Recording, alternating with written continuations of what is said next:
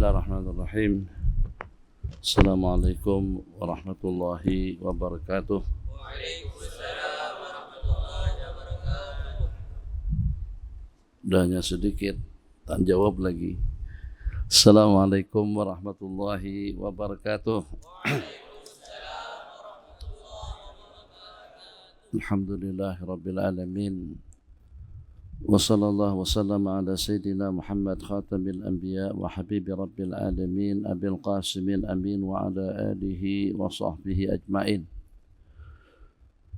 Subhanaka la ilma lana illa ma 'allamtana innaka antal alimul hakim wa la hawla wa la quwwata illa billahil aliyyil azim. Allahumma salli wa sallim wa barik ala sayyidina Muhammadin nuril anwar wa sirril asrar wa tiryakil aghyar wa miftahi babil yasar sayyidina Muhammadin al-mukhtar wa alil athhar wa ashabil akhyar adada ni'amillahi wa ifdalih. Allahumma salli wa sallim wa barik ala sayyidina Muhammad al-fatihi lima ughliq wal khatimi lima sabaq nasiril haqqi bil haqqi wal hadi ila siratikal mustaqim wa ala alihi wa sahbihi haqqa qadrihi wa miqdaril azim. Amma ba'du, ahbabana billah, duyupan al-a'izza, pada duha hari Ahad yang mulia ini, dengan kita ditakdirkan untuk kita berkumpul di Masjid Pajak Song dalam satu jalsah, dalam satu pertemuan yang mudah-mudahan ini diantara daripada detik-detik waktu, peluang dan kesempatan yang mempunyai nilai istimewa nanti di sisi Allah Subhanahu wa Ta'ala, yang dimana tadi dengan kita agak terperanjat yang pada malam kemarin 3.000 orang yang hadir, sementara pada pagi hari ini 30 orang saja yang hadir.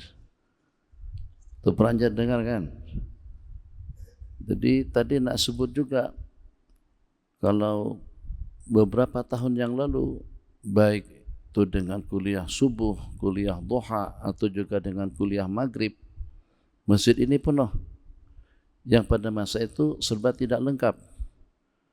Jadi samping menyamping, pada masa itu banyak yang masih dalam proses.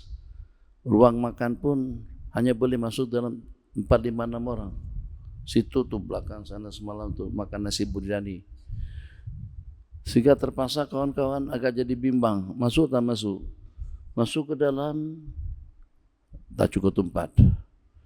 Duduk di luar tak, kalau tidak dijemput.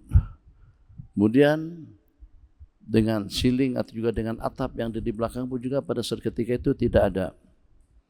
Apakah ini dikenakan dia sebagai pengganti yang dahulu jamaahnya ramai, sekarang bangunannya serba lengkap. Tapi rupa-rupanya apa yang terpikir di dalam kepala tadi itu ternyata itu tidak betul. Masjidnya serba lengkap, jamaahnya pun juga tadi malam ada dalam 3.000 orang. Maka pasti dengan perasaan yang timbul, ketidakpuasan hati kita dengan suasana dan juga dengan keadaan yang daripada 3.000 menjadi kepada 30 atau menjadi kepada 35, yang daripada banyak menjadi kepada sedikit, yang daripada lengkap menjadi kepada kurang. Pasti dengan mentaliti manusia, kita ada rasa kecewa, kita ada rasa sedih, kita ada rasa hampa. Itu perasaan. Tapi ternyata dibalik daripada itu, dibalik daripada yang kita merasa sedih tadi itu, rupa-rupanya itu justru yang terbaik di sisi Allah Jalla Jalaluh. Masya Allah, tabarakallah. Tanpa kita sedari, begitu ditunjukkan dalam dokumen catatan amal ibadah kita, ini majlis yang berlangsung pada masa awak datang ke Pajak Song. Posaknya, banyaknya, pahalanya luar biasa. Ini majlis yang kemudian diadakan di Masjid Madad. Penuh, muslimatnya beribu-ribu, ramai. Kalau ditotalkan semuanya yang dua dengan yang di dalam tuh hampir dalam ribuan. Hampir, mungkin 700-an itu insya Allah pasti. Masya Allah, tabarakallah. Tapi pahalanya sedikit. Kenapa? Sebab kadang-kadang karena dengan banyak tuh bangganya ada. Rasa gahnya itu ada. Rasa wahnya itu juga ada. Tapi pada masa sedikit, apa yang kita banggakan? Kuliah apa? Hanya dalam beberapa orang sahaja. Yang pada saat kita kecewa, yang pada masa kita sedih, yang pada waktu kita terharu, di situ kadang-kadang kita mendapatkan belayan, pemberian daripada Allah Jalla Jalaluhu. Tungkus, lumus, dengan kita berikan tumpuan dan perhatian sepenuhnya, persiapan yang selayaknya. Ternyata sudah dipanen, hasilnya tidak lebih daripada 10% daripada hasil tahun sudah. Tahun sudah, Masya Allah, tabarakallah. Bukan hanya dengan musang kingnya, kerbau kingnya, lembu kingnya, kambing kingnya, semuanya banyak. Buah hati kita pada waktu kita memanen dusun yang kita miliki, karena hasilnya sungguh banyak. Masya Allah, tabarakallah. Pada masa yang sama, dengan segala keperluannya kita perlukan terpenuhi pada saat ketika itu. Tahun kemudian, persiapan yang mantap, persiapan yang cukup, hasil tidak lebih daripada 10%. Ada terasa sedih, pasti dan pasti itu karena fitrah manusia. Kita merasa kurang. Seorang artis buat persembahan dalam satu konser yang hadir penuh stadium. Pada waktu buat konser yang hadir cuma hanya 100 orang saja, mesti kecewa. Boleh jadi stres balik ke rumah bunuh diri. Karena kurang penggemarnya. Kita dalam dunia ilmu dan juga dalam dunia ibadah, ubudiyah kita kepada Allah, Allah tidak menilai dengan besar kecilnya amal ibadah yang kita laksanakan. Dia bergantung kepada ketulusan, dia bergantung kepada keikhlasan, dia bergantung kepada bagaimana nilai ta'zim, ijlal kita kepada syair Allah Jalla Jalaluhu. Dzalika wa may yu'azzim syairallahi fa innaha min taqwal qulub. Kita tengok daripada dua peristiwa yang ketara berbeda, daripada 313 orang dengan lebih daripada 12.000 orang, atau daripada 313 orang banding dengan 12.000 orang. Berapa kali ganda? 12.000 orang dengan 313 orang, hampir dalam 40 kali ganda. Kita sekarang ini 50 orang, kalau kali 50 kali ganda berarti 2.000. Lebih kurang, betul? 2.000. Nah, kurang lebih lah. Masya Allah, tabarakallah. Tapi ternyata yang mempunyai nilai besar bukan yang hak 12.000 orang. Yang 12.000 orang jadi kucar kacir. Pada peristiwa Hunain, wa yawma Hunainin id a'jabatkum kasratukum falam tughni ankum minallahi syai'a. Pada peristiwa Hunain, di saat kalian merasa bangga dengan jumlah bilangan pasukan yang ramai, serba lengkap, serba cukup, apa yang tak ada. Di mana dengan pasukan yang siap siaga, kalau berlaku perlawanan, tidak akan mungkin pasukan itu akan dapat dikalahkan pada masa penaklukan kota Mekah. 10.000 orang tentara yang datang bersama baginda dan juga dengan pendekar-pendekar terkenal dan juga dengan panglima-panglima perang terkenal yang sudah terlatih bertarung nyawa, berjuang fisabilillah melawan Parsi, Romawi dan juga dengan pasukan-pasukan lainnya. Jadi dengan pasukan yang terlatih, persenjataan serba cukup, perlawanan serba mantap, di samping juga dengan jumlah bilangan yang ramai pada masa yang sama dengan hitungan waktu yang memungkinkan untuk mereka berlatih. Beda persiapan mereka pada perang Badar. Pada masa perang Badar bukan untuk berperang, bukan untuk bertarung fisikal, tak lebih daripada menghalang laluan kafilah dagang daripada negeri Syam untuk mereka mengambil, merampas sebagian daripada harta yang dirampas oleh mereka pada waktu mereka hijrah daripada Mekah. Jadi pada peristiwa Hunain betul-betul persiapan lebih daripada memadai, persenjataan lebih daripada lengkap dan cukup, di samping juga dengan dengan kesediaan daripada para sahabat semuanya siap siaga untuk berperang. Persenjataan serba lengkap, pertahanannya serba lengkap, pasukannya serba lengkap. Beda pada masa perang yang pertama, perang Badar 313 orang sahaja. 313 orang itu kata Sayyidina Al-Miqdad Ibn Al-Aswad, hanya aku sendirian saja yang berkuda. Semua pasukan itu dengan menggunakan onta yang mereka gunakan pada saat ketika itu pun satu ekor onta digilirkan oleh sejumlah sampai daripada 3 kepada 4 orang. Ya ta'aqabun alal ibilil wahid, ta'aqub, mereka bersilih ganti bergiliran untuk menggunakan satu ekor onta tadi itu. Hanya kira-kira 80 ekor onta saja yang ada. 80 dengan 312 orang. Satu ekor onta ta'aqub secara bergiliran. Nabi kita pun juga mendapatkan giliran yang sama. Jadi setelah dengan gilirannya sampai kepada baginda Rasulullah sallallahu alaihi wasallam, dadadak. Jadi sekarang tiba gilirnya dengan baginda Nabi harus turun. Nabi kita pun turun. Kata para sahabat yang bertiga, tak apa, kalau lanjut pun tak ada masalah, biar Nabi kita terus saja atas tunggangan.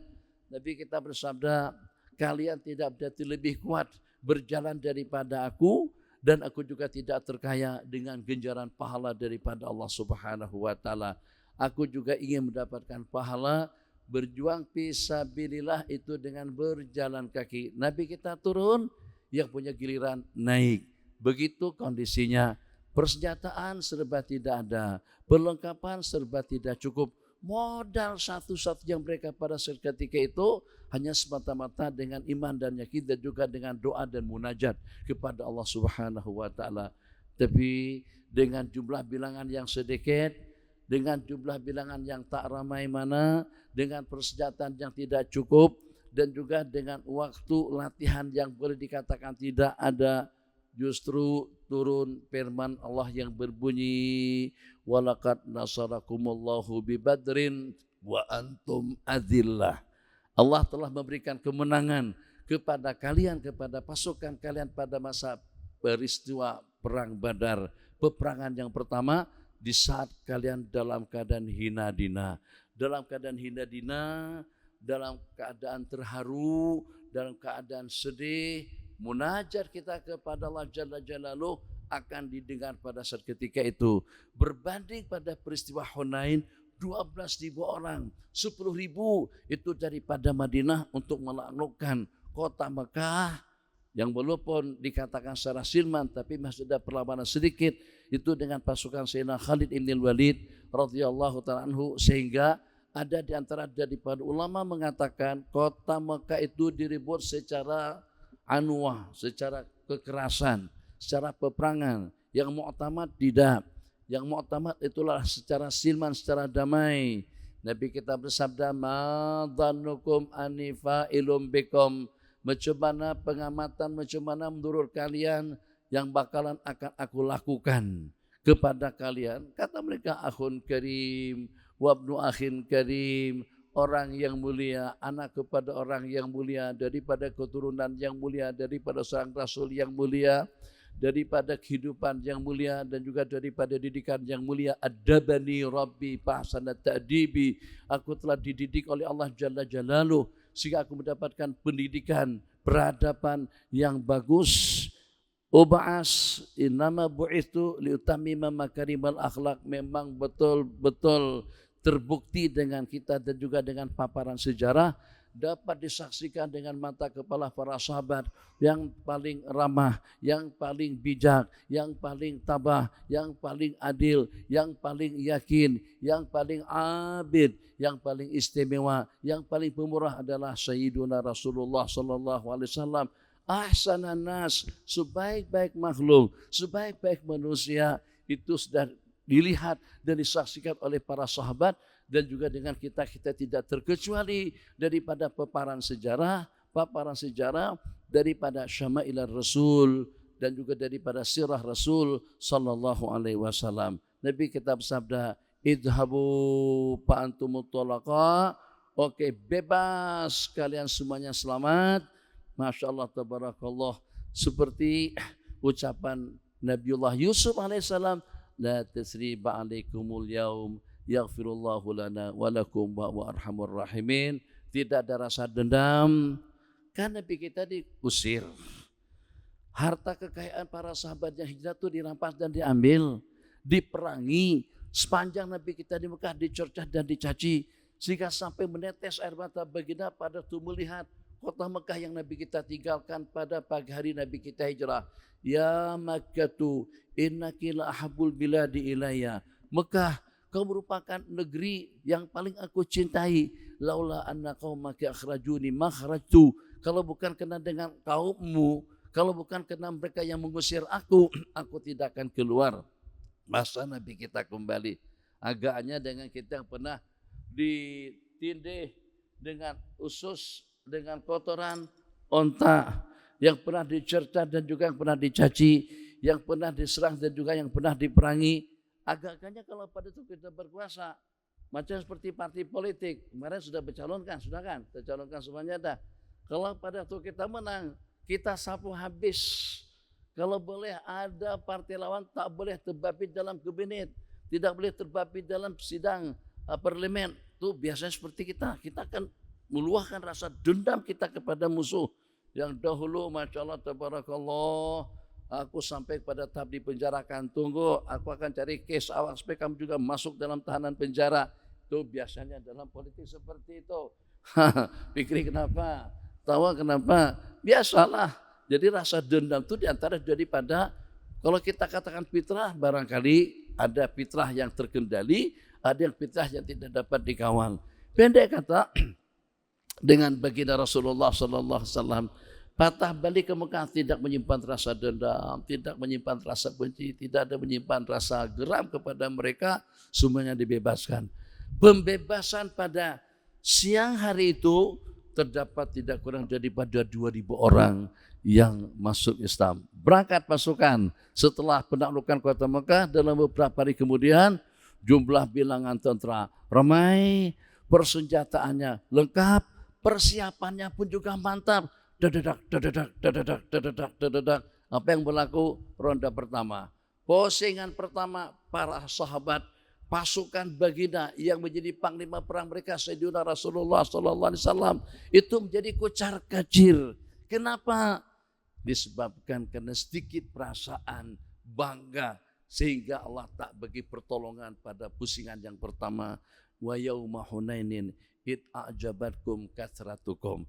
Kalau pada waktu masa perang Badar, walaqad nasarakumullahu bi badrin wa antum adillah. Jadi titik penentuan, dua titik penentuannya pada peristiwa Badar, wa antum adillah. Masa kita dalam keadaan hina dina, merasa kerdil, merasa kecil, kita ditolong oleh Allah. Tapi pada waktu kita merasa bangga, a'jabatkum kasratukum, pada waktu kamu merasa bangga dengan jumlah bilangan yang ramai, falam tughniya ankum minallahi syai'a, sedikit pun tidak memberikan kemenangan, kekayaan, kekuatan kepada kalian semuanya. Tapi bagaimanapun tetap perang Hunain itu pada penghujungnya kemenangan menyebelahi pihak pasukan baginda Rasulullah sallallahu alaihi wasallam. Kam min fi'atin qalilatin. Jadi mungkin ini diantara daripada pelajaran yang paling berarti. Tadi malam selepas berhadapan dengan 1.000, siang harinya juga berhadapan dengan 1.000 lebih, terus berjumpa dengan 35 orang. Don langsung kita hati perasaan. Mana nih Fitri? Tapi tengok situ. Sebab Abi masuk daripada pintu belakang sana. Tengok ke situ, ya Allah tak ada orang langsung. Itu kalau artis udah stres dah. Mungkin kalau artis dia patah balik, dah buat apa konser? Kalau hanya setakat 3 ijiki buat jemputan, macam mana? Penghibahan macam mana? Ima ketaksiran itu daripada ijiki, ima itu kedegilan daripada saya sendiri. Sebab di sini kalau saya datang ke sini, yang pertama kali terlintas dalam kepala dan rasa-rasa teringin untuk mengingatkan kembali dengan satu lagu, Ya Hanana, Ya Hanana, Ya Hanana, Ya Hanana, Ya Hanana, Ya Hanana, Ya Hanana, يا غنانا ظهر الدين مؤيد بظهور النبي أحمد ظهر الدين مؤيد بظهور النبي أحمد يا هنانا بمحمد ذلك الفضل من الله.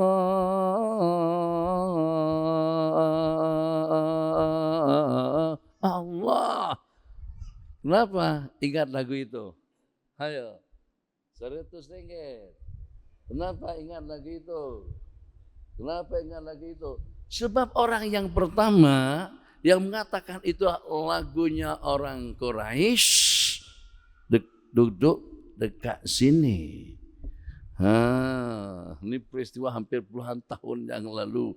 Itu katanya lebih kotor. Ilmu tasawuf itu lebih kotor daripada ayah Aja. Dan ya Hanana itu dah lagunya orang kafir, lagunya orang Quraisy. Kafir. Lagunya orang kafir. Ya Hana. Dia katakan semacam itu. Mungkin yang paling populer dan yang paling banyak menanggapi kata-kata ya Hanana itu dikatakan lagunya orang jahiliyah.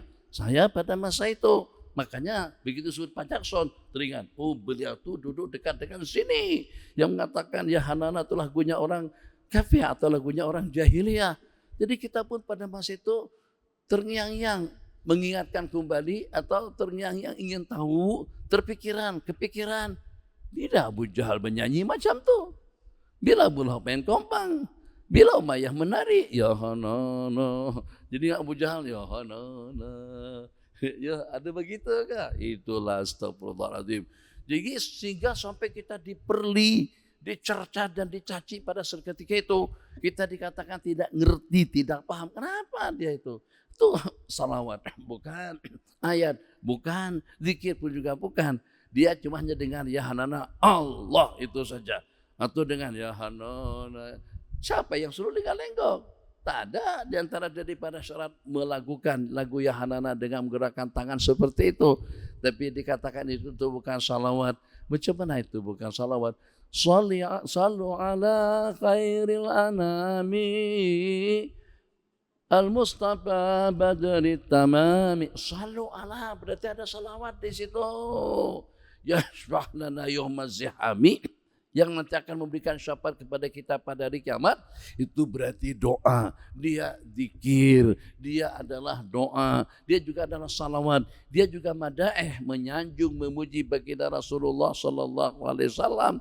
Nabi kita suka disanjung, Nabi kita suka dengan mereka menyanjung dan memuji. Nabi kita bersabda, kalau misalnya Nabi kita seperti itu, tidak ada yang paling suka dengan pujian itu daripada Allah. Karena itu Allah menyanjung zat Allah sendiri. Alhamdulillahi rabbil alamin. Alhamdulillahilladzi anzala ala abdihil kitab wa lam yaj'al lahu iwaja. Itu sanjungan Allah kepada zat Allah sendiri. Dan Allah paling tidak suka dengan perkara-perkara haram, perkara-perkara terkutuk dan terlaknat. Karena itu Allah haramkan segala perkara-perkara yang terlarang, segala perkara-perkara yang terkutuk. Tuh dengan hubungan di luar nikahnya, tuh dengan pelacurannya, itu dengan perjudiannya. Tadi malam terpikiran, Ustaz Irfan ada cadangan kan nak jadi Perdana Menteri? Agak-agak nanti. Atau juga Ustaz Fikri sendiri, ada cadangan kah untuk jadi Perdana Menteri? Pikir aset kita, peluang kita, kesempatan kita, umur kita yang memang serba terhad. Dan kesempatan yang diberikan kepada kita tidak untuk selama-lamanya. Kalau dahulu-dahulu kita hanya setakat bercakap. Kalau dahulu-dahulu dengan kita setakat mengomentari, komen. Atau juga dengan kita membantah. Tapi pada waktu kita diberikan peluang. Yang dahulu kita sebagai pembangkang. Yang dulu dengan kita sebagai pembantah. Tapi pada waktu kita berkuasa, apakah dengan kita mampu untuk membentras apa yang kita inginkan agar dibentras pada saat ketika itu? Inna lillahi wa inna ilaihi raji'un. Kalau dengan setelah perjuangan dan pengorbanan yang sekian panjang, tapi ternyata kita tidak menggunakan kesempatan waktu yang diberikan kepada kita.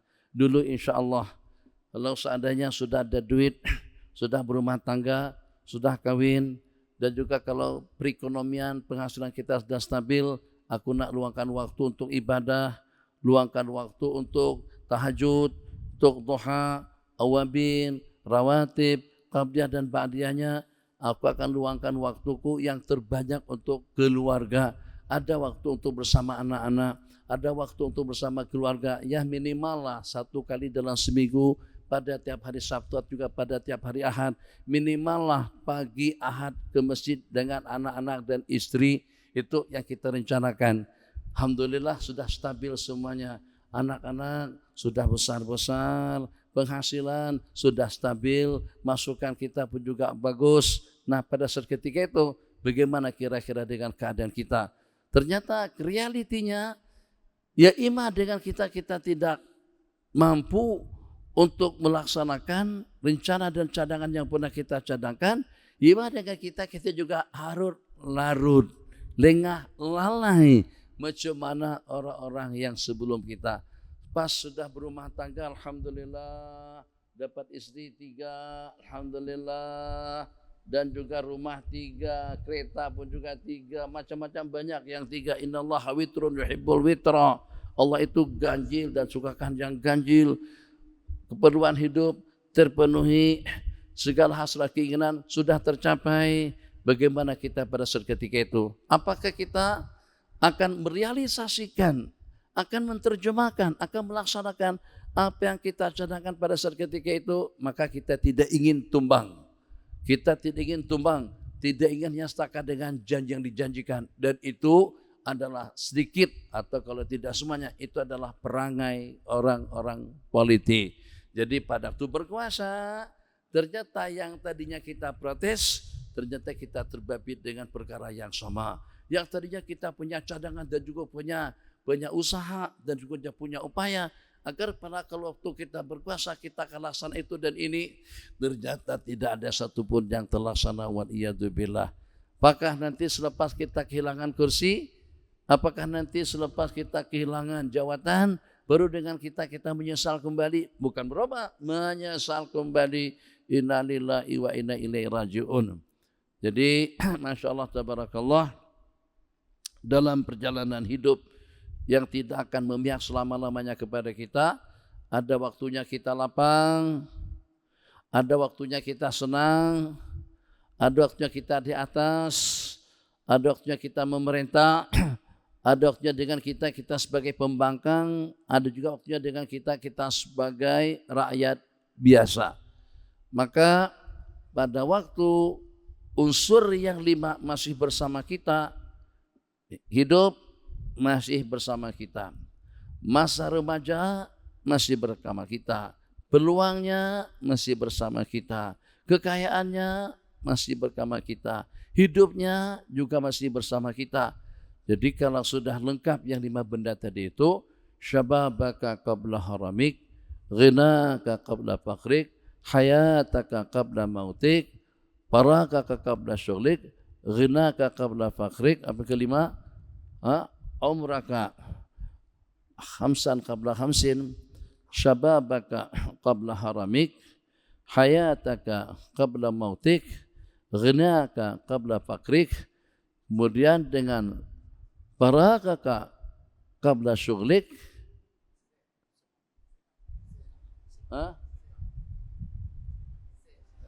sehataka qabla saqamik, kesehatanmu sebelum sakit. Maka sebelum kita ditimpa oleh yang 5, maka kita manfaatkan yang 5. Pertama, hidup. Kedua, kesehatan. Ketiga, keuangan. 4, kesempatan. Dan yang kelima, masa remajamu. Kalau masa remaja kita ternyata itu ternodai dengan sifat kasal, ternodai dengan sifat malas, maka itu akan merebak dan nanti akan mendarah daging dalam kehidupan seseorang sampai mati. Tadi malam di Masjid Perda Bandar Perda, Jadi karena tajuknya hijrah, maka daripada pihak EJK, MC atau pembawa acara minta jemaah supaya maju ke depan. Maka dalam 80% pun maju ke depan.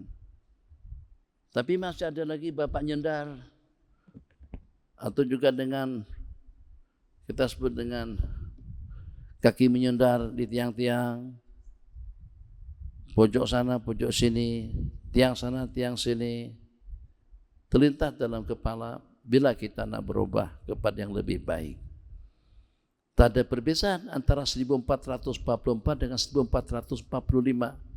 Kalau dulu menyendar, kalau dulu hunjurkan kaki, sekarang pun tetap juga hunjurkan kaki.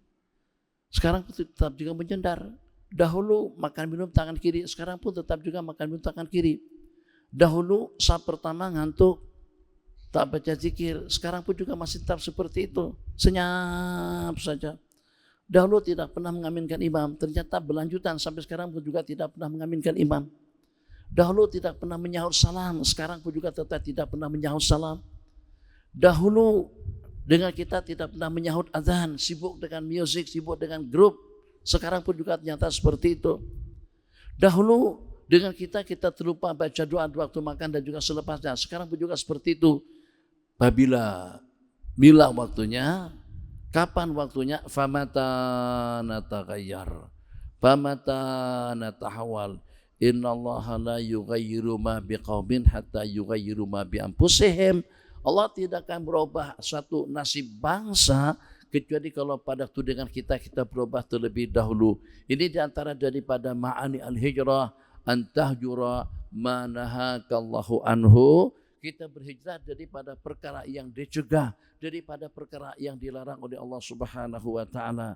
Kalau dahulu duduk menyendar, cukupkan, sebab kita tidak tahu kira-kira dalam berapa banyak lagi jatah kita untuk kita boleh datang ke masjid. Oke, kalau kita tidak tahu, kalau kita tahu lebih istimewa. Kalau kita tidak tahu, kita kena siap siaga. Jangan-jangan ini adalah detik-detik yang terakhir. Jangan-jangan ini adalah kali yang penghujung. Jangan-jangan ini kali yang sebelum 3 hari terakhir kita menjadi tetamu Allah Jalla Jalaluh. Kalau ada yang semacam itu di kepala, kalau orang Mesir, orang Arab kadang-kadang pada waktu menjadi imam, mereka ingatkan kepada makmum semuanya, sallu salata muwaddi', istaqimu, luruskan shaf. Belum lagi lurus shaf kita. Istaqimu wa'tadilu, suddul halal, suddul furat, masih belum rapat lagi shaf kita.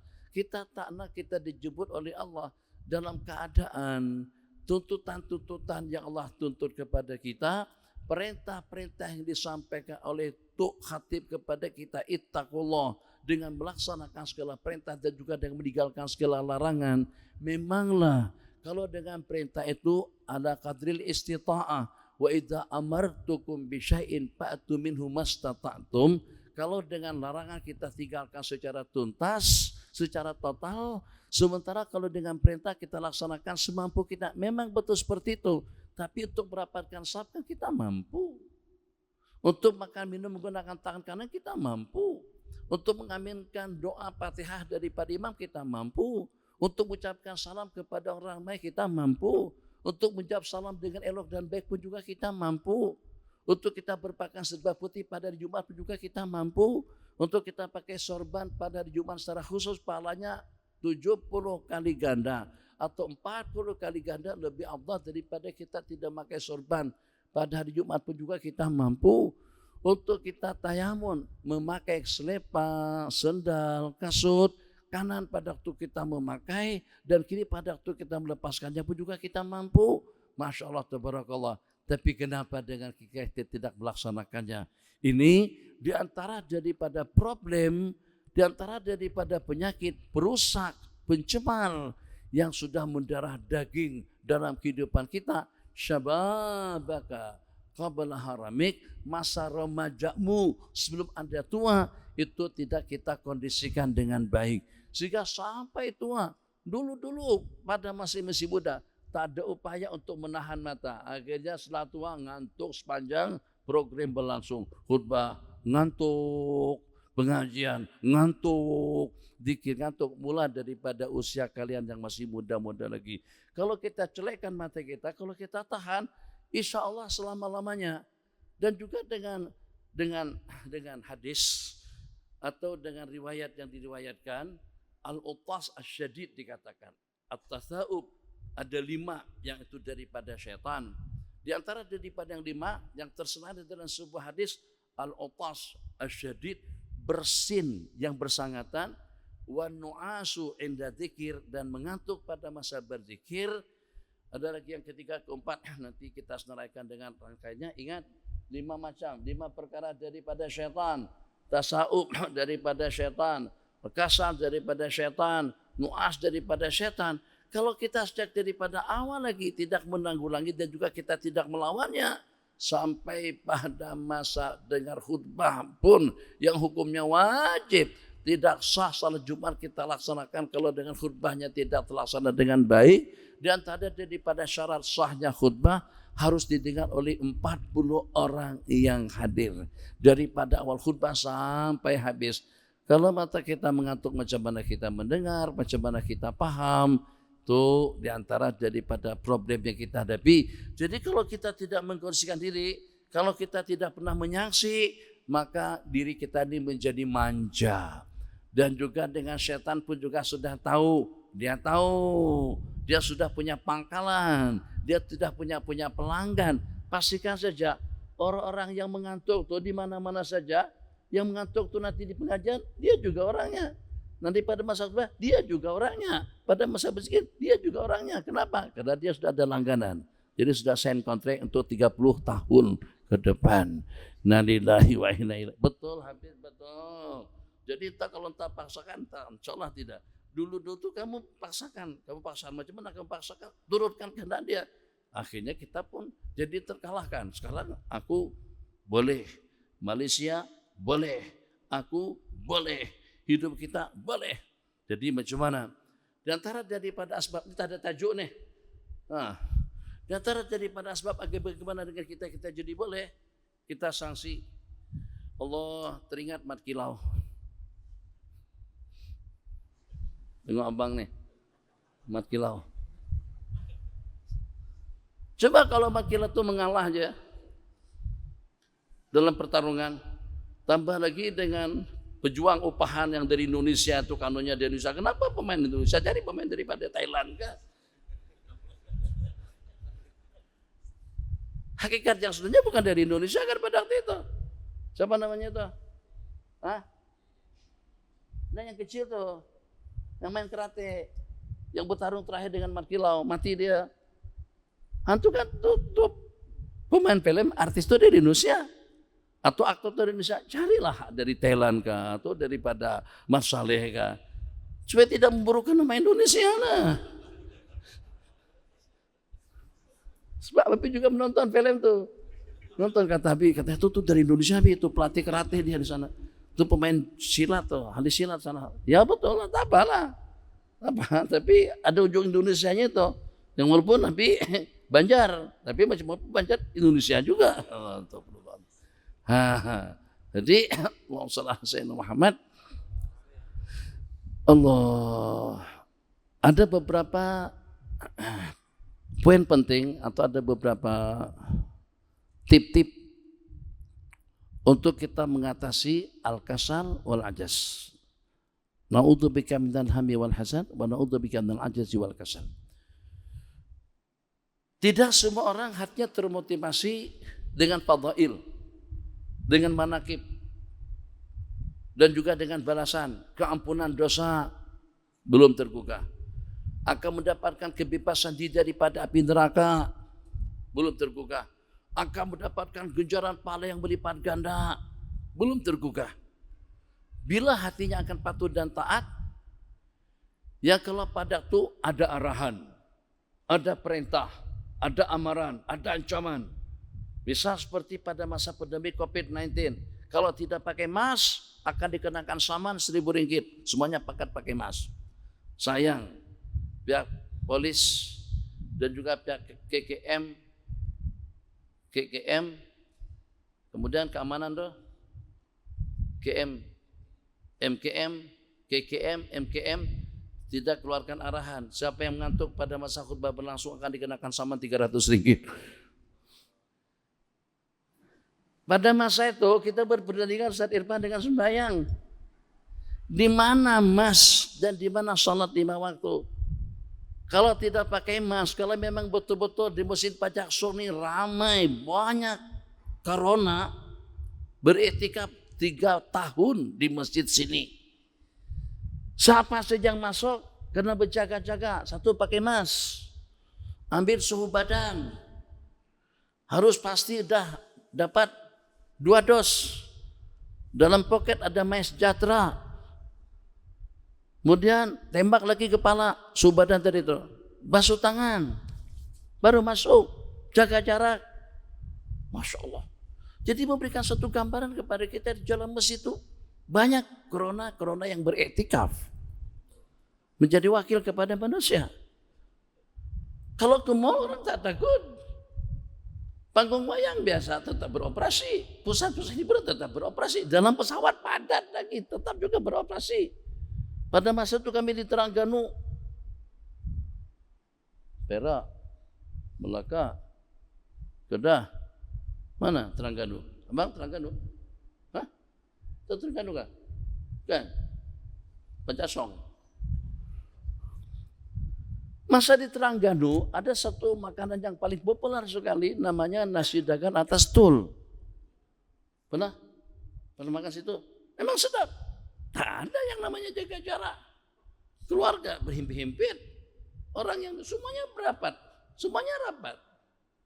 Nah, jadi kita pun jadi kepikiran. Oh, rupa-rupanya corona ini daripada jenis yang puasa seumur hidup.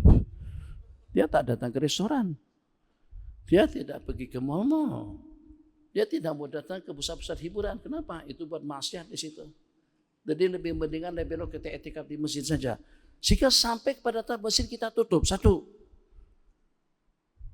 Begitu ada arahan daripada pihak KKM dan juga amaran pada masa yang sama, kalau tidak pakai mask, kalau tidak divaksin akan dikenakan saman, akan dipersulit urusannya. Semuanya pakat ambil vaksin, dos pertama, kedua dan ketiga. Ya ambil itu maksudnya ambil lah, ambil cucu, ambil tak cucu itu cerita lain lah. Sebab saya juga yang ambil tapi tak cucu, hanya dapat sijil atau dapat mes sejahtera saja. Tapi itu semuanya pemalsuan atau penipuan. Tak boleh ketipu menipu. Memang kita juga kena tipu sebenarnya. Sama-sama tipu menipu lah. Coba bayangkan, apa logiknya sampai dengan orang yang mati kena corona itu kita asingkan kuburnya daripada kuburan orang ramai. Jelas-jelas pekuburan orang Islam itu sebelah situ tuh. Yang mangsa corona kumpul. Bahkan tidak sekat berkumpul. Diasingkan jauh, dibuatkan pekuburan khusus. Seperti di Senawang. Yang pergi ke Johor, Abang Irfan pergi ke Johor, tengok sebelah kiri. Rasanya setelah jalan keluar untuk menuju Pidi, ada pekuburan serba putih di situ, semuanya mangsa corona. Jadi kenapa mangsa corona tadi itu dikumpulkan di situ? Sebab kekhawatiran daripada KKMK, daripada pihak kementerian K, atau daripada pihak kita semuanya, kalau corona itu nanti akan menular kepada orang-orang yang sudah mati lama. Kesian yang sudah mati 30 tahun, kejangkitan corona. Kesian yang sudah berkubur 200 tahun di tempat itu kalau kejangkitan corona. Jadi nak vaksin lagu mana, nak pakai mask lagu mana. Itu kan hakikat yang sebenarnya. Sampai ke tahap itu tuh dengan kita dibodohi. Kita ditipu. Tuh. Jadi kalau ada yang dapat sijil vaksin tanpa divaksin, nipu. Tentunya tipu menipu. Oke, jelas. Gimana caranya untuk mengatasi mengantuk? Sanksi diri. Tip yang pertama, mungkin untuk kita tuh tidak ampuh. bicara tentang fadail, kelebihannya, keutamaannya, balasannya. Salat berjamaah itu pahalanya 27 kali ganda. Saf yang pertama itu jadi rebutan. Kalau kita tidak beri dapat, kita akan berundi. Akan ada pencalonan. Pencalonan bukan untuk menduduki kursi politik, tapi pencalonan untuk mendapatkan saf-saf yang pertama, untuk kita melantunkan adzan, untuk kita datang ke masjid. Begitu Nabi kita bersabda, kelebihannya dengan kita akan mendapatkan doa rahmat. Innallaha wa malaikatahu la yusalluna ala mayaminis sufuf. Sesungguhnya Allah dan para malaikatnya, Allah mencurahkan rahmat dan keampunannya kepada orang-orang yang berada di saf-saf yang bagian kanan. Tahu tuh fadailnya, tapi hati belum tercuit. Kalau tidak tercuit, coba dengan kita melangkah kepada amaran. Kalau boleh sampai kepada saman, sampai kepada denda. Kalau dengan seumpama Imam Al-Hasanul Basri, beliau nyalakan lilin. Bismillahirrahmanirrahim. Sekali skala tepuk anak kita skala bukan tiap waktu. Insyaallah dia akan ingat seumur hidup. Kalau tidak sampai tua pun tetap minum, makan, berdiri pakai tangan kiri. Pada waktu dia ambil cawan langsung bang, kita pukul. Itu takdib. Ingat, kalau dia tengok kita, langsung dia rubah. Karena kita manjakan, akhirnya sampai tua, punya anak cucu cicit, masih makan minum tangan kiri. Merokok tangan kanan, baca doa. Ighfir lana dzunubana wali walidina. Oke, itu antara daripada tip-tip untuk kita mengatasi masalah yang kita hadapi. Bagaimana kita tidak boleh istiqomah, bagaimana dengan kita tidak boleh konsekuen dengan pendirian, bagaimana dengan kita tidak terpancing untuk mengatasi masalah yang sedang kita hadapi. Dua. Jadi dengan cara menyaksikan itu, Sayyidina Al-Hasanul Basri, Al-Imam Al-Hasanul Basri rahimahullah ta'ala, lilin beliau nyalakan.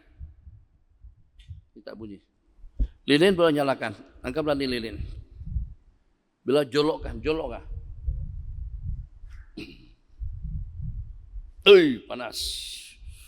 Panas. Oke, beliau tahan sementara. Panas. Oke. Semampu apa kamu boleh bertahan dengan api di dunia? Semampu apa kamu boleh bertahan dengan panas yang cuma hanya satu bahagi daripada 70 bahagian api neraka? Akhirnya terdidik jiwa raga untuk patuh dan taat kepada Allah. Perintah terlaksana, larangan tertinggalkan. Itu satu didikan, satu tip untuk mengatasi sifat malas ataupun juga al-mubalar, ketidakperhatian kita dengan kewajiban. Allahu Akbar.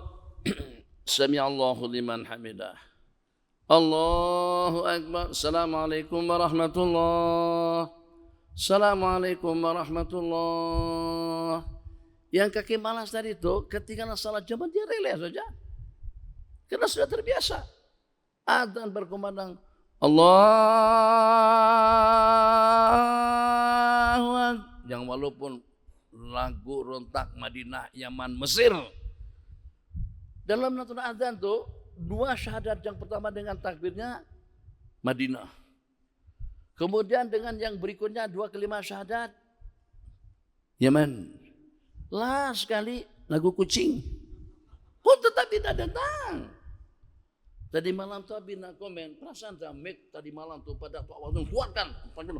Allahu Akbar. Kuatnya. Itu katak yang lagi sedang tidur pun terbangun. Cacing yang sedang lagi dalam keadaan sakatil maut hidup kembali. Takkan jamaah tidak dengar. Di sekeliling masjid itu tidak tergugah hati untuk datang menjadi tetamu Allah. Alasannya sibuk. Senin, Selasa, Rabu, Kamis, Jumat. Sabtu, Ahad apa sibuknya kalau kita di Pulau Pinang? Pun tetap masjid kita kosong, tidak berorang. Kenapa? Karena kita tidak pernah mentaknib, tidak pernah menyalahkan diri atau tidak pernah mendidik diri dengan didikan-didikan seperti itu. Kalau cara orang kerajaan diancam. Tidak pakai mas, coba saja kalau kamu gunakan jalan kecemasan akan dikenakan denda 2.000 dan penjara 6 bulan. Ada tak yang berani?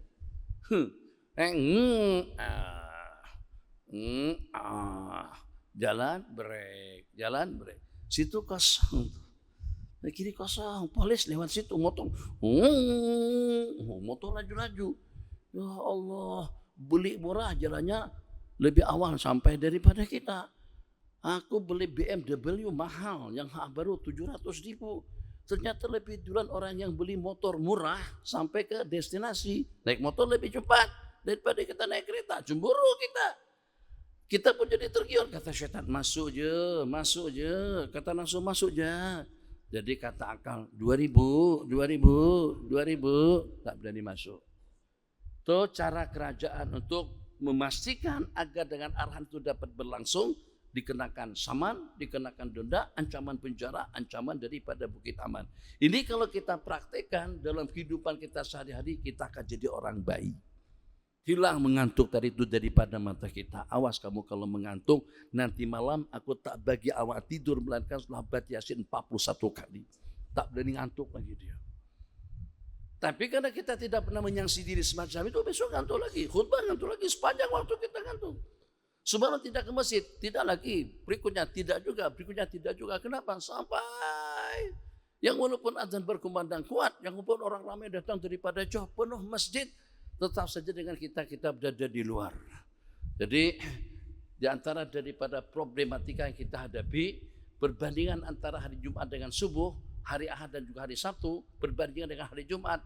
Kalau pada hari Jumat, jamaah masjid pada waktu melaksanakan salat Jumat penuh sampai melempah keluar. Beranda-beranda masjid penuh jamaah. Sana pun juga, betul kan? Atas penuh, paling tidak ramai. Itu ada orang situ sampai melempah keluar. Tapi kalau pada waktu subuh, semuanya ada di luar. Subuh, semuanya ada di luar. Yang masuk tuh orang yang memang hati masjid saja, yang diperkenankan oleh Allah untuk masuk kebanyakannya. Itu masjid pernah pada masa di KL, di Selangor, kita disuruh ceramah di Masjid Bukit Hijau. Bukit Hijau, Kampung Hijau. Saya ikut. Adalah di Selangor tuh, nama-namanya Bukit Hijau. Bukan politik. Pikir apa? Jadi di situ, Bang Nazim, Ijiki ucapan selamat datang, tarhib, Bang Hafiz, Bang Fikri. Kami merasa berbangga di mana dengan masjid yang kami bina ini semuanya daripada dana sumbangan derma orang ramai. Tak ada 1 sen kami menerima sumbangan daripada kerajaan. Tak ada 1 sen pun daripada uang pemerintah. Semuanya daripada hasil tungkus-tumus jerih payah impak sedekah daripada orang ramai, daripada masyarakat kampung. Dan alhamdulillah saya pun merasa bangga. Tabarakallah. Wah, berarti kita salat di masjid. Yang masjid ini dibina daripada jerih payah orang ramai. Tak ada duit syubhat, tidak ada duit haram, apalagi duit daripada jerih payah, daripada infak sedekah nafkah daripada masyarakat setempat. Dan alhamdulillah masjid kami ini senantiasa ramai. Masjidnya jamaahnya Masya Allah tabarakallah melimpah ruah. Jamaahnya melimpah ruah begitu. Pada tiap waktu melimpah ruah. Sampai ke situ saya pun Masya Allah, ini dia di antara daripada keberkatan kalau masjid itu dibangun dengan duit orang ramai. Jamaahnya melimpah ruah, semuanya duduk di luar. Sudah semuanya di luar, baru itu pelajaran. Ya Allah, melimpah ruah apa? Tak ada orang. Masjid itu kosong, semuanya di luar. Bukan melimpah ruah sampai keluar, beda. Melimpah ruah sampai keluar itu oke. Ini melimpah ruah, semuanya di luar. Berarti tak masuk masjid, berarti tak sembahyang lah. Allahu Akbar. Assalamualaikum warahmatullahi wabarakatuh. Assalamualaikum warahmatullahi wabarakatuh. Oke, Enci, saya minta diri. Nanti kita coba beli, insyaAllah. Mungkin kalau tak ada di sini pun nanti kita coba di KL lah. Gara-gara kena tetamu tadi itu, Sayyidina Abdullah bin Umar ketinggalan salat berjamaah. Ada tetamu yang susah, ajak ke masjid. Nah, nanti saya dalam besi saya ada apa-apa lah macam-macam alasan. Kita pun juga kadang-kadang kalau tetamu yang punya degil, punya sifat seperti itu, susah mengajak dia ke masjid, susah mengajak kita salat berjamaah. Berdekatan dengan Sayyidina Abdullah bin Umar, ketika salat berjamaah pada malam hari itu berhenti pukul 11.20. Maka pada saat ketika itu Allahumma shalli ala sayyidina Muhammad. Jemaah kita ini memang jemaah Salafi Wahabi memang bodoh betul. Orang bersalawat pun salah. Tidak pernah mendengarkan Nabi kita pada masa duduk santai-santai pun, masa Nabi kita berbual-bual dengan para sahabat, itu kadang-kadang mereka hitung-hitung Nabi kita istighfar sampai 100 kali. Eloklah kita sambil bercakap sampai astagfirullahaladzim. Sebab masalahnya seperti ini. Allahumma shalli ala sayyidina Muhammad la ilaha illallah. Celah-celah perbincangan bagi Nabi bukan dengan salawat. Nanti kalau Nabi kita yang salah, kan salawat Allahumma shalli ala sayyidina Muhammad kepada baginda Nabi. Nabi kita istighfar. Tapi si bodoh tadi itu, kata Allah siapa, carilah kamu cari sendirilah. Saya tidak membela siapa-siapa. Itulah dulu pernah sejak dari dulu atau Rora pun saya katakan kalau tidak tahu jangan komen. Nanti tersalah-salah. Pada masa tentang Yaman, mungkin Habib di antara yang paling sadis membantai tentang Yaman. Al-Asy'ariyin bukan dari Perlis. Abu Musa Al-Asy'ari bukan daripada Perlis. Sayyidina Uwais bin Qarni bukan daripada Perak, bukan daripada Pajasong. Ja'akum ahlul Yaman, arakun nasi afidatan. Yaman, jangan pernah Yaman itu ditafsirkan dengan Perlis atau dengan Perak atau dengan kumpulan Salafi dan Wahabi. Tidak ada. Allah. Kenapa? Karena gara-gara salah satu daripada Al-Muhibbin komen, Habib Umar datang, suasana bening, hujan turun. Langsung diserang Yaman. Dikatakan Yaman itu negeri yang panas, kering kontang, kurus kering lah. Sampai sebab Habib Umar Tubun, dia duduk di situ, perang lagi, bukan? Perang lagi. Kotor pula mulut kalau sebut. Awak tak tahu peperangan itu bukan di Tarim. Di Tarim itu tempat yang paling aman, airnya banyak, tak pernah krisis air. Para aulianya ramai. Kita dalam ratusan km dulu baru ada kubur ulama wali Allah. Ini Ustaz Irfan yang perkenalkan saya banyak. Nanti pergi lagi dengan Ustaz Irfan supaya dia jadi mutawib bahwa kita pergi Yaman. Jangan bawa yang lain, dia lebih ada ilmu. Insyaallah akan promosi. Ada Al-Haddad. Haddad itu Pajasong asalnya. Ada Al-Haddad, ada Jamalul Lail, ada Az-Zaggaf, ada Paqi Muqaddam. Semua aulia yang datang ke tempat kita yang berdakwah, rupa-rupanya yang lebih awal daripada Wali Songo itu yang datang ke Fatani. Si Muhammad Said Al-Basis Al-Yamani. Maknanya kalau ikut jabatan mereka ini tidak dapat tauliah untuk berdakwah ke negara kita. Sampai keluarkan kata-kata begitu tadi malam. Mungkin kita masih menyembah berhala, menyembah patung, nenek moyang kita tidak akan mengenal agama. Kalau seandainya aturan pada saat ketika itu harus mendapatkan kebenaran daripada Jakim kah, daripada Maiz kah, daripada Jawi, atau daripada jabatan agama. Tak boleh berdakwah ke negara kami. Kafirlah kita semuanya pada saat ketika itu. Itu kan realitinya. Wali Songo berdakwah ke Indonesia, siapa yang bagi permit? Syekh Muhammad Said, sebelumnya lagi Syekh Safiuddin yang mengislamkan istana Darussalam Fatani itu juga daripada Yaman. Jadi kita sebelum kita lahir dan juga tuan itu sebelumnya lagi pun juga dengan mereka terutang jasa banyak dengan Yaman. Kenapa Yaman jadi sasaran? Kenapa Yaman diserang? Dan juga kalau Muhibbin tadi itu mengatakan itu berkat kunjungan. Bukan setakat berkat kunjungan saja, keberadaan daripada para ulama dan aulia itu diantara daripada asbab nusrah, Hal tunsaruna wa turzakuna wa tumtaruna. Tidakkah kalian itu ditolong? Allah turunkan hujan, Allah berikan kemenangan bidu'afaikum, itu dengan kumpulan orang-orang yang lemah. Berarti keberadaan daripada orang-orang yang lemah tadi itu boleh menjadi asbab kita mendapatkan karunia, mendapatkan anugerah dan pemberian daripada Allah Jalla Jalaluhu. Bahkan keberadaan daripada orang-orang miskin, ar-raki'ina sajidin, keberadaan daripada orang-orang soleh, keberadaan daripada orang-orang yang beristighfar di waktu sahur, itu yang menyebabkan negara kita terelak daripada musibah. Jadi ada dua hadis yang diriwayatkan di situ, laula syuyuhun ruka' wa atfalun rudda wa bahaimu ruta' la sababtu alaikumul adzaba sabba. KL itu akan tenggelam, Genteng Helen itu akan hancur, Kasbar itu akan menjadi babak belur kalau bukan karena masih ada orang-orang yang sujud di Selangor, yang beribadah, beristighfar, orang-orang lemah, bukan artis, bukan atlet, bukan juga dengan seniman. Kalau bukan karena orang-orang yang lemah, yang dipandang rendah oleh semua pihak, kerajaan secara khusus, kalau bukan karena mereka, dunia kita sudah hancur.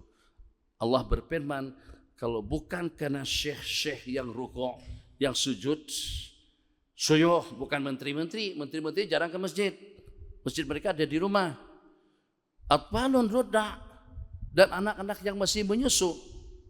Bahaim rota, dan binatang-binatang yang mencari makanan, niscayalah akan aku tuangkan, bukan hantar, tuangkan macam seperti air hujan.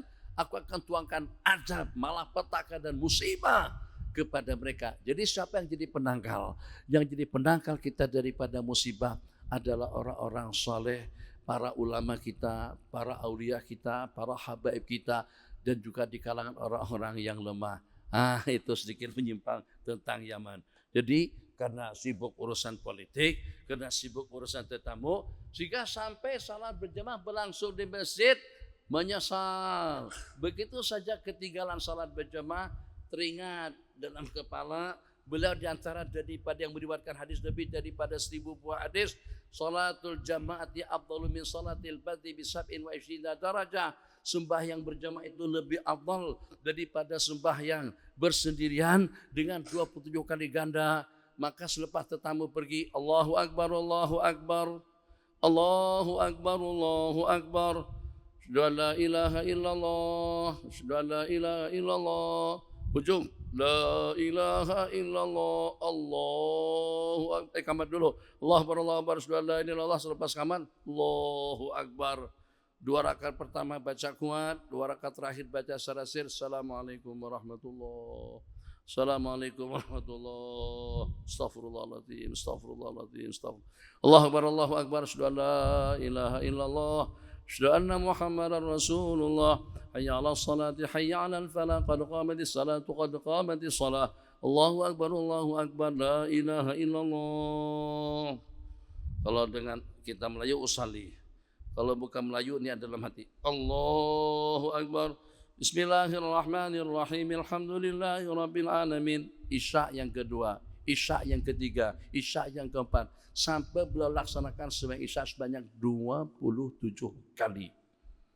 Agak-agak kalau kita akan menyaksi diri macam tuh, apa mungkin nanti kita akan tinggalkan salat jamaah? Kata setan, ya masjid penuh aja, tak ada masalah kalau tak pergi masjid. Sekali-sekala aja. Kita katakan, awas loh. Awas loh. Mau 27 kali? Sampai dekat-dekat subuh 27 kali. Bukan sekali, 27 kali. Kita sanksi, kita hukum diri kita. Kalau tidak nanti jam-jam meninggalkan salat berjamaah. Begitu cara salaf saleh untuk mengatasi diri. Awas. Anak-anak, cucu-cucu, oke semuanya, adik-beradik, sanak saudara, aku kumpulkan kalian di rumah pada siang hari lebaran ini sebab Tuan nak buat satu penyataan. Apabila Tuan tidak melaksanakan salat berjamaah di masjid, Tuan akan keluarkan uang sedekah 100 ringgit cukup.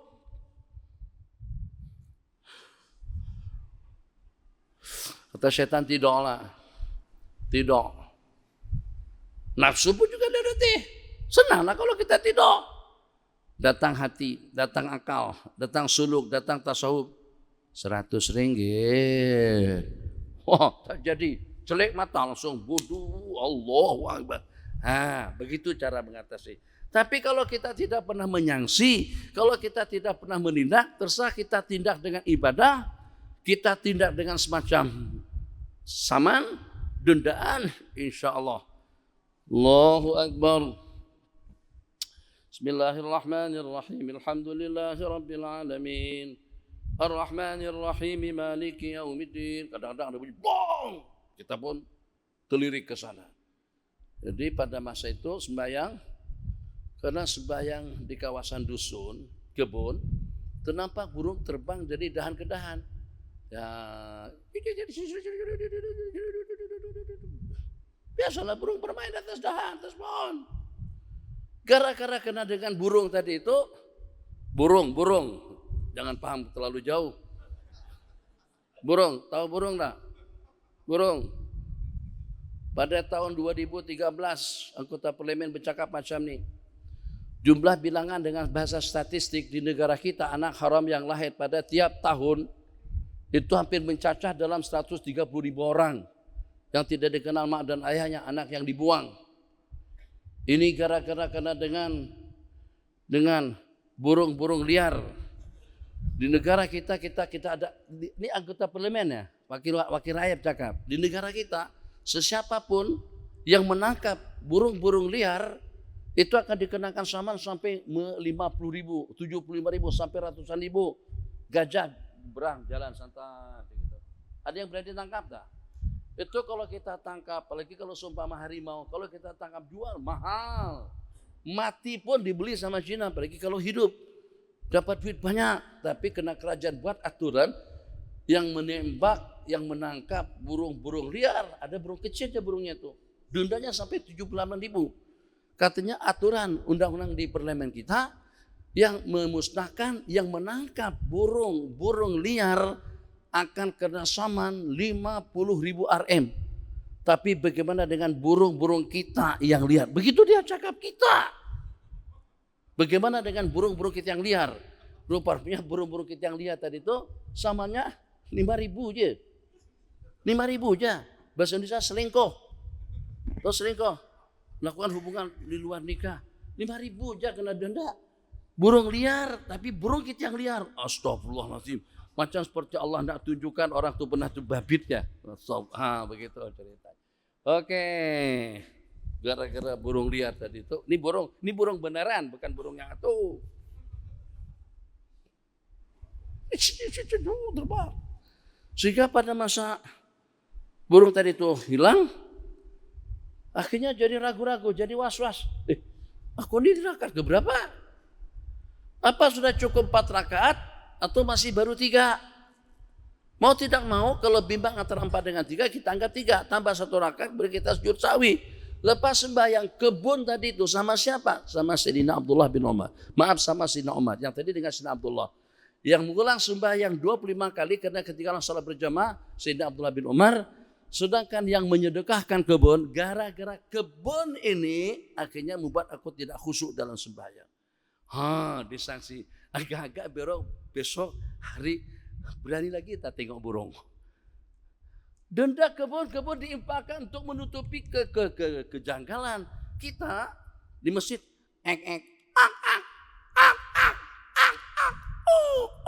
Habib lagunya, musiknya. Pernah tak kita sanksi? Awas loh. Handphone kalau kamu berbunyi pada waktu di masjid, saya buang kamu.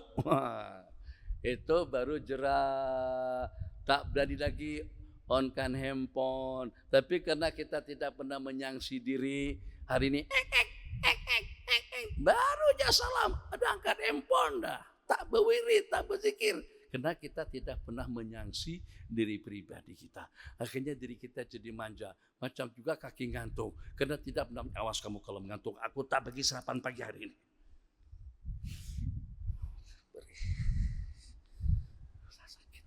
Sakit. Ada apa Bang Azri? Sakit perut Bang. Ada apa Bi? Sakit perut. Sakit bersak daripada pagi tadi itu. Tapi ada apa Bi? Ada ceret-beret kah? Tak ada. Salah makan kah? Tak ada. Tapi kenapa Bi kesakitan? Dia kata, tahu kesakitan apa? Lah Pak, tak makan sejak dari pada pagi sampai petang. Abi kenapa tak makan? Tadi kan ada nasi lemak, ada nasi kerabu, ada macam-macam nasi. Kenapa tak makan? Sebab Abi pada masa di masjid terlupa tutup mata, terlupa matikan handphone. Abi udah berjanji kalau Abi bawa handphone ke masjid dan juga handphone Abi hidup, Abi akan sanksi diri Abi tidak makan sepanjang hari itu. Berani tak besok bawa handphone? Kata setan, yo lapar lagi aku pun lenguh semalam tu. Aku sampai tertidur sampai pingsan aku sebab kena awak tak makan. Adakah dalil? Komen lagi Wahabi. Apa pula merepek itu? Selama sallallahu alaihi wasallam merepek. Dengar dulu. Astagfirullahaladzim. Jadi gara-gara bawa handphone akhirnya aku sanksi diri aku seperti itu supaya dia tidak ngulang kembali, supaya jangan sampai dengan dia mengganggu kita kembali pada waktu kita ibadah. Dalilnya seperti yang habis sebutkan tadi itu, dengan Sayyidina Abdullah bin Umar pernah menyaksi diri, dengan Imam Al-Hasan Al-Basri pernah menyaksi diri, dengan Sayyidina Umar sendiri pun juga pernah menyaksi diri, agar diri kita tidak jadi manja dengan satu kejanggalan dan juga dengan satu kesilapan. Yang mudah-mudahan dengan cara mendidik seperti itu, diri kita akan terdidik dengan baik dan tidak akan berlaku kejanggalan dalam hidup. Ada sebarang soalan, dipersilakan.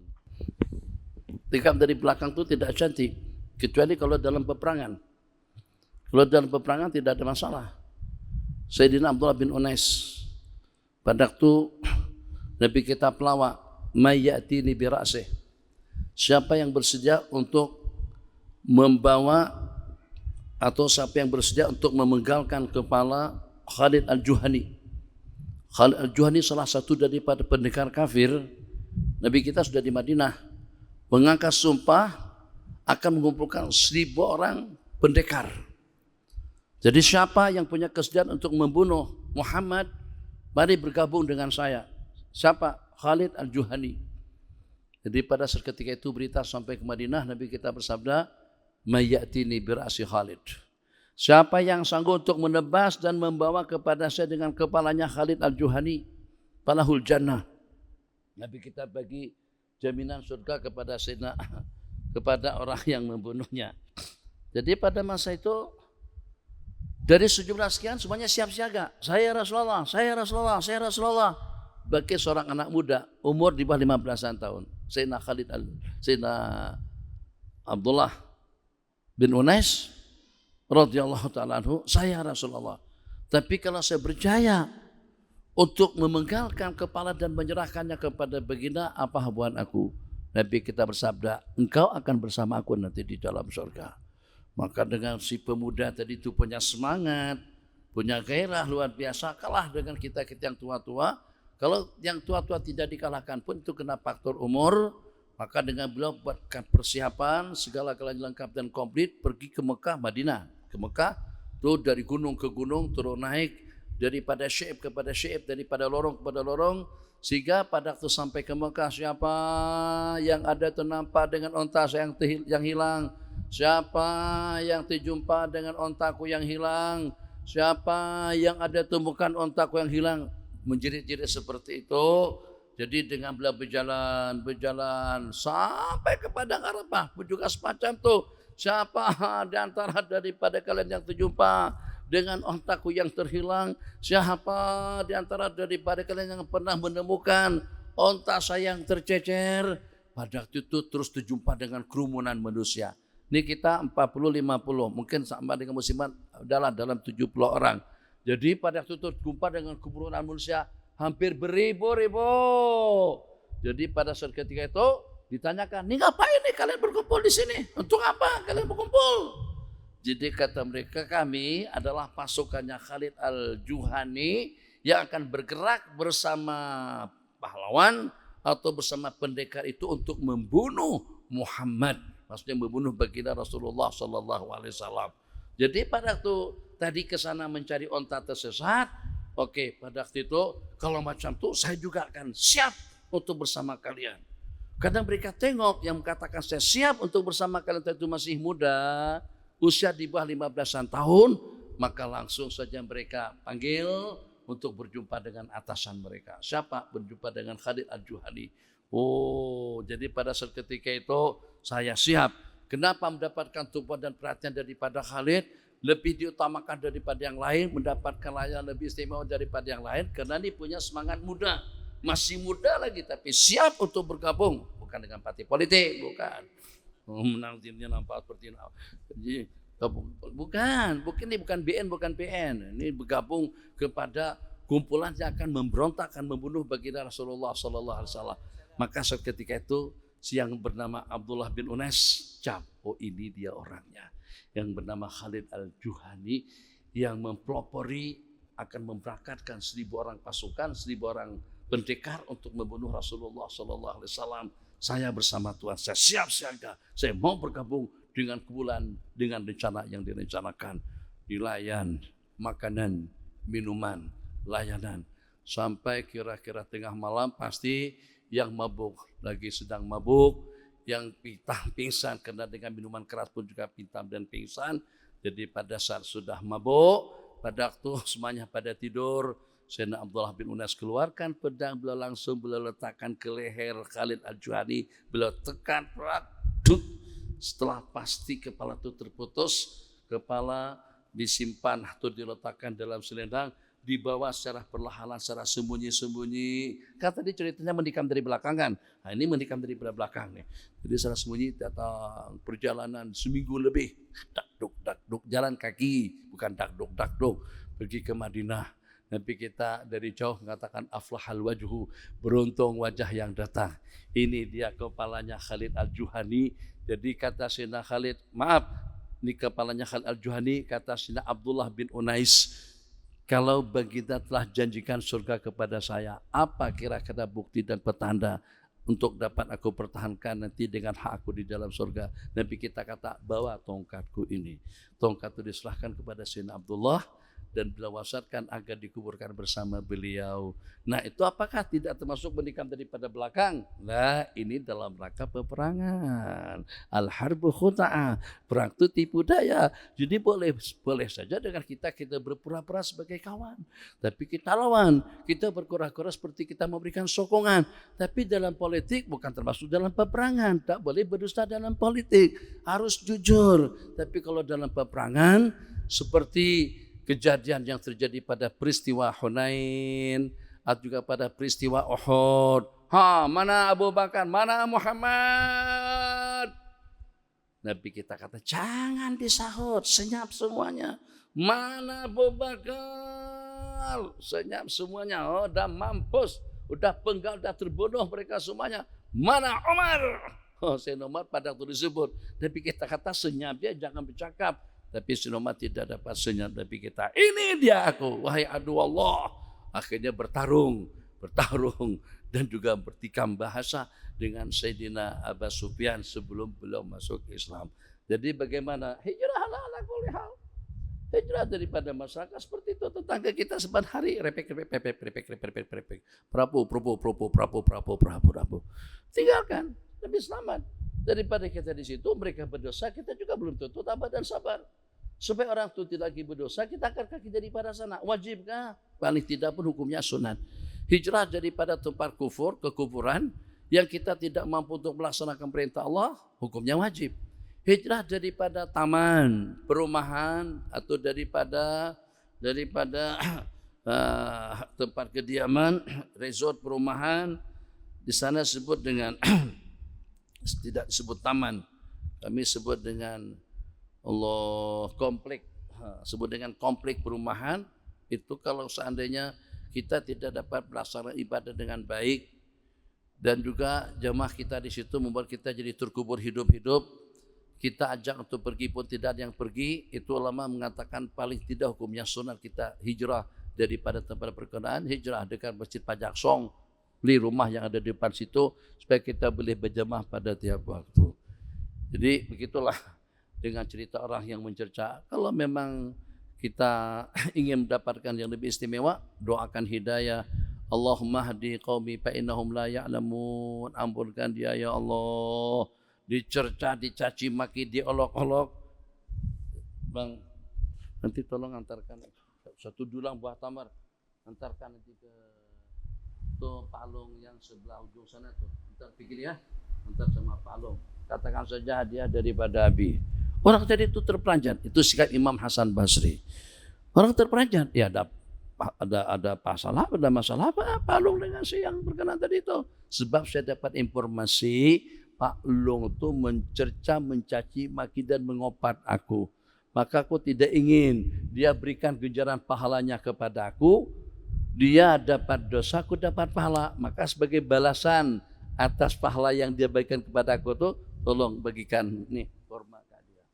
Yang macam tuh Bang Irfan, Syed Muhammad Ali. Abi pernah dapat riwayat daripada kawan-kawan, pada waktu ada yang mencerca, mencaci maki beliau hantar uang real. Kalau kita hampar tumbukan terkuat kepada sunnah marah, mencerca, merapu, merepin, cerocor. Akan kita tumbuh, akan kita belas orang tadi itu baru oke lah. Saya maafkan. Tapi maafkan langsung dimaafkan, kasih hadiah lagi. Manja sangat. Kalau ada yang begitu mungkin akan jadi celaan orang ramai. Oke Bang, terjawab pertanyaannya. Ada lagi sini? Waktu tinggal 3 menit. Terus. Kuantan. Oh, Ustaz Fuad. Berdosa tuh. Karena minta maaf nanti dengan Ustaz Fuad. Apa berdosa? Habis sampai kata berdosa kan dia kenapa? Hah? Enggak. Perasaan? Itu namanya ghibah. Itu namanya ghibah. Ghibatatnya apa? Kita sebut gendut. Kita sebut yang besar tuh. Kecuali kalau memang dia dikenal dengan sebutan semacam itu. Atau li ta'rif tak anu apa. Itu mudah-mudahan itu kena untuk ta'rif. Sebab Fuad ini banyak, ada Syekh Fuad. Dia juga Syekh Fuad juga, dan dia diantara daripada anggota fatwa di wilayah. Paham ya? Bukan di wilayah. Dan diantara daripada tim Dr. Luqman juga. Nah, diantara daripada tim fatwa di wilayah persekutuan. Nah, jadi ghibah zikruka akhaka bima yakra, kita menyebut saudara kita dengan yang dia tidak suka. Kalau betul memang semacam itu adalah namanya mengopat, kalau tidak betul itu berarti berdusta. Khair, silakan. Assalamualaikum. Waalaikumsalam warahmatullahi wabarakatuh. Seseorang itu punya tabiat buruk sejak kecil sehingga terbawa-bawa sehingga ke usia 40-an. Apakah ada panduan amali untuk dia berhijrah dari tabiat buruk tersebut? Jadi macam mana kalau sudah mendarah daging tabiat buruk itu dalam kehidupan kita? Allahumma habib ilainal iman wa zayyinhu fi qulubina wa karrih ilainal kufra wal fusuqa wal isyan wa ja'alna minar rasyidin wa ja'alna hudatan muhtadin. Itu diantara daripada doa agar kita mudah berubah. Jadi daripada kekufuran, Allahumma habib ilainal iman. Ya Allah, buat iman dan yakin itu menjadi suatu kegemaran yang kita gemari. Jadi kita cinta sejati dengan yang namanya kebenaran dan juga dengan kebaikan. Habib ilail iman wa zayyinhu, dan hiaskanlah keimanan itu di dalam hati kami, wa karih, dan bencikan ke dalam hati kami al-kufra, kekufuran, wal fusuka, kefasikan, wal isyan, jadikan semua bentuk kemaksiatan. Jadi akan membuat jadi tawar. Karena orang kadang-kadang katanya gimana caranya nak berhenti merokok. Terus kita pakai jenis herbal, jenis daun, lepas daun tadi dikunyah-kunyah, jadi lidah kita ini jadi tawar. Sudah tak teringin nak merokok. Macam itulah juga. Baca doa tadi itu senantiasa dan terus menerus. Habib ilainal iman wa zayyinhu fi qulubina wa karih ilainal kufra wal fusuqa wal isyan wa ja'alna minar rasyidin. Jadi kalau kami di kalangan orang yang terbimbing, kalau masih juga merepek, masih juga merapu, mengampu, itu berarti kita tidak mendapatkan bimbingan. Kalau masih juga mencerca dan mencaci maki, berarti kita tidak mendapatkan bimbingan, dan dikhawatirkan salat seseorang itu tidak sah, sebab pada tiap waktu salat dia meminta hidayah, ihdinas siratal mustaqim, bimbinglah kami kepada jalan yang lurus. Subhanakallah. Habis. Bihamdika. Ada soalan? Tak ada? Alhamdulillah, asyhadu an la ilaha illallah. Sebelum pertama, apakah rumah Rasulullah menggantikan selepas Rasulullah apakah tempat senali. Pak Saudara Rumah Rasulullah menggantikan tempat senali sebelum hijrah. Apa tinggalkan senali di tempat sebelum hijrah? Di rumah. Senali itu menggantikan tempat Rasulullah. hikmahnya? Selain kedua, Ini menguji kah? Menguji kah? selain kedua, solat yang wudu tutup ayat, dia tak wudu yang tidak sah. Kemudian selepas elok balik, adakah dia kena qada balik sembahyang ataupun tadi sah sembahyang kan? Qada. Seseorang Wudu dia tutup ayat, kena tidak sah wudu. balutan itu adanya di mana? Tangan. Tangan. Apakah pada waktu dia setelah salat dengan tayamum wajib dia ulang kembali dengan wudu dengan salat itu selepas dia sehat? Khair. Apa hikmahnya? Banyak hikmahnya. Jadi selain daripada petanda yang membuktikan keberanian daripada sinali, kan mereka tengok selimut Nabi kita hijau, terus diganti bukan pas bang, Allah seronok banget. Kalau sebut hijau tuh udah ceria aja. Hijau tuh sebelum adanya pas lagi sudah Nabi kita suka warna hijau. Jadi Nabi kita memang burdah Nabi kita warnanya hijau. Dan juga dari sudut kesehatan pun juga elok kalau meja itu kita bagi cadar warna hijau. Ya Allah, Nabi kita juga dengan sebutan perempuan nakal pun juga khadra juga, iyakum wa khadra ad-diman.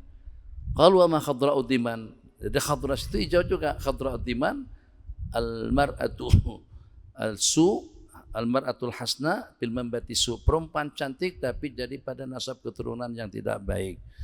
Jadi cerita hijau tadi itu pada waktu Sayyidina Ali mengambil alih tempat bagi Nabi pada masa Nabi kita hijrah, satu untuk menenteramkan mereka supaya pada masa Nabi kita keluar dengan Sayyidina Abu Bakar mereka tidak ada rasa kebimbangan, tak curiga, tidak was-was. Yang dengan mereka ternampak tengok situ, oh masih ada lagi orang berbaring. Jadi mereka mengira yang berbaring itu adalah baginda Rasulullah SAW. Jadi kita tidak terlalu keburu-buru. Kita tidak beraksi cepat sebab yang berkenaan masih ada di ruang tidurnya atau di bilik tidurnya. Satu. Yang kedua itu membuktikan atas kebijakan. Bukan kebijakan saja, atas keberanian. Bukan keberanian saja, tapi atas suatu kesetiaan. Biar aku yang mati, aku yang jadi sasaran serangan mereka, yang penting Nabi kita selamat. Itu yang namanya pengorbanan. Itu namanya perjuangan. Jadi perjuangan yang kita untuk santri ini lawan mata dulu. Tahan mata, letak gam, letak minyak angin. Atau gam, guna gam, jangan gam yang ada gambar macan tuh, macam harimau tuh letak ini. Insyaallah tidak ngantuk lagi di pengajian. Kalau tidak nanti besok datang ngantuk, abang ngantuk, terus-terusan jadi seperti itu. Nah jadi dengan Sayyidina Ali tak kisah dengan aku. Dan itu juga dengan Sayyidina Abu Bakar. Pada waktu Nabi kita dalam perang Badar, Sayyidina Abu Bakar yang nampak gelisah. Nabi kita nampak gelisah, Sayyidina Abu Bakar nampak tenang pada saat ketika itu. Sebaliknya, pada peristiwa hijrah, yang paling merasa tenang itu adalah baginda Nabi. Tapi kita santai rela aja. Boleh senyum. Sayyidina Abu Bakar yang risau. Dodok ke depan, ke belakang, kanan, kiri. Oh kenapa kamu begitu? Ke depan takut kalau ada serangan daripada depan. Biar aku yang pertama yang kena serangan. Ke belakang kenapa? Takut kalau ada yang mengejar, kalau ada yang menyusul, biar aku yang kena sasaran. Begitu juga ke kanan dan ke kiri. Itu tanda intima wala kesetiaan. Kita sebut dengan intima wala, kami sebut juga dengan loyalitas. Ada bahasa loyalitas di sini. Loyalitas itu daripada bahasa Inggris barangkali. Hah? Ada kesetiaan, bersita kesetiaan. Sayyidina Ali kepada Nabi, biar kalau mati aku, paling cuman aku sedian saja yang meninggal. Kata Imam Firabri, kalau boleh aku impakkan sebahagian daripada umurku kepada Imam Bukhari, aku akan lakukan. 10 tahun pun tak kisah, 20 tahun pun tidak problem. Sebab kalau seandainya aku yang meninggal awal, paling jasadku yang terkubur. Tapi kalau pada Imam Bukhari yang meninggal dunia, berarti terkubur lebih daripada 600.000 buah hadis bersama beliau. Tapi kita tidak boleh menghibahkan umur. Maksudnya kita tidak leluasa. Begitu peribahasanya. Kalau seandainya boleh aku sambungkan umur Imam Bukhari, aku akan berikan sebagian daripada umurku kepada beliau itu sebagai tanda setia. Biar aku yang diserang, biar aku yang wafat, yang penting Nabi kita selamat hijrah ke Madinah. Selain daripada itu, keberanian dan mahabbah. Kalau orang itu tidak ada rasa cinta kepada kita, tidak akan berani berkorban dengan cara seperti itu. Berikutnya, tadi tentang wudu, tentang sholat. Jadi eksiden, kalau luka dan dibalut itu di kepala atau juga di kaki, seandainya pada masa sebelum dibalut itu kita sudah berwudu dalam keadaan suci dan bersih, kita sudah tahu prosesi pembalutan dari pihak kesehatan, kita pergi ke sebuah klinik. Jadi pada masa dibersihkan, kita minta waktu untuk kita berwudu terlebih dahulu sebelum dibalut kepala atau dengan seumpama kaki. Jadi kalau balutan tadi itu diletakkan di waktu kita dalam keadaan suci dan bersih, kemudian pada waktu kita sembahyang nanti kita bertayamum, kita wudu dulu, basuh muka, basuh dua belah tangan, sapu kepala, kaki yang terbalut, maka dengan kita tidak berpindah untuk membasuh kaki kiri sehat, melainkan setelah kita tayamum terlebih dahulu. Wudu belum habis lagi, tayamum untuk muka, tangan sebagai pengganti kaki yang terbalut. Lepas itu baru kita lengkapkan, sempurnakan wudu kita untuk kaki. Patut sembahyang dan tidak wajib diqadha. Tapi kalau seandainya dengan balutan tadi itu adanya di muka dan di tangan, disebut dengan anggota tayamum. Baik kita balut sewaktu kita sudah dalam keadaan suci dan bersih atau waktu kita dalam keadaan berhadas, nanti selepas kita sembuh tetap salat wajib diqadha. Kenapa wajib diqadha? Sebab kedua wudu tidak ada yang sempurna. Wudu tidak sempurna sebab pada masa sampai di tangan kita sapu atasnya saja. Masa tayamum juga tayamum debu tidak sampai ke dalam balutan. Tayamum tidak sempurna, wudu juga tidak sempurna. Nanti selepas sembuh maka salat wajib diqadha. Kalau memang kaki salat waktu sehat pun tak sembahyang, apalagi waktu setelah. Jarang-jarang ada pertanyaan semacam itu sebab orang yang bertanya pun tak mau tanyakan, segan bertanya. Oh, nampak macam seperti rajin seperti Waliul Aqtab dia sembahyang. Tanya sembahyang pada masa dalam balutan. Kalau yang kaki sembahyang memang risaulah kalau sempat sembahyang pada masa sakit. Habis. Abang, terakhir Bang ya. Nah, insyaallah.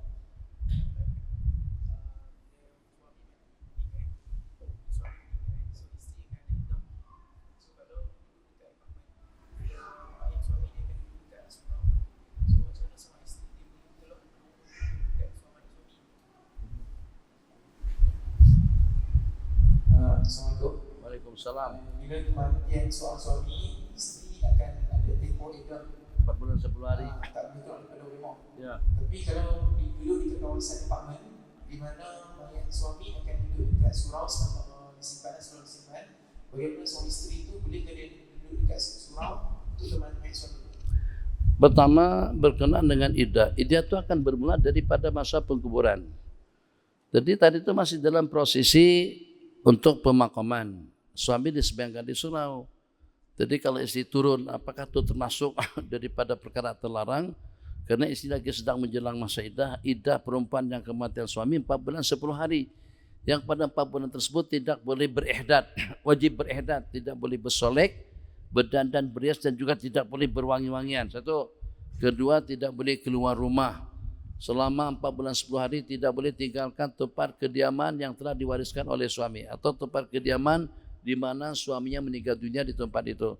Ini menurut pendapat jumhur. La tukhrijuhunna min buyutikum wa la yakhrujna.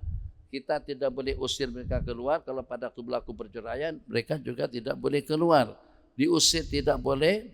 Inisiatif mereka keluar juga tidak boleh. Macam juga perempuan yang kematian suami harus menjelang masa iddah 4 bulan 10 hari baru bebas untuk ke sana dan kemari dan bebas untuk menikah lagi.